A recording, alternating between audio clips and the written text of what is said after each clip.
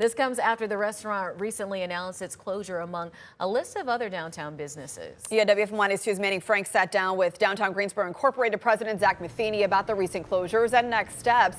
Manning, what does the future for Greensboro look like?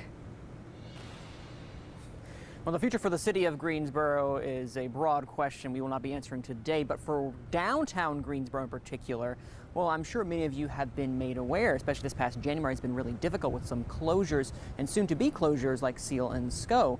You have some businesses that have had to close those doors, and it's been a tough month or past 2 months for downtown Greensboro. So I sat down yesterday with DGI President Zack Matheny, and one of the questions I directly asked him is, does DGI know when a business is struggling before they make that announcement of closure? Well, in his 11 years of being president of downtown Greensboro Incorporated, Matheny says because of the relationships built with business owners, they often have conversations about early warning signs when a business is facing financial challenges. Sometimes it's a shock, but mostly we kind of know. We've had conversations. This morning, as a matter of fact, we had a business retailer meeting, and we had, I don't know how many people, 60, and having those conversations and those relationships, typically it's not a surprise, but sometimes you can be caught off guard.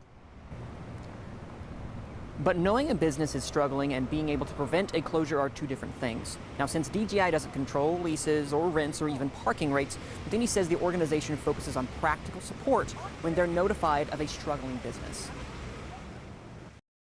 So when a business calls and we have these communications and they are struggling, we do our best to assist. We've helped businesses move and relocate and help with cost. So we have some monies that we can invest alongside the business to help. And we sponsor events for them. And like First Friday, we have grants to have musicians, and I want to have more art downtown. And what can we do to help get people in your shop and hope that they invest in that small business? Now, while the particulars of those conversations with the business owners are private, Matheny says that each of them have their own financial reality. Now, coming up at 6, we talked with Matheny about the future of downtown Greensboro, and as well as the praise that he offered recently in the interview to Councilwoman Parker.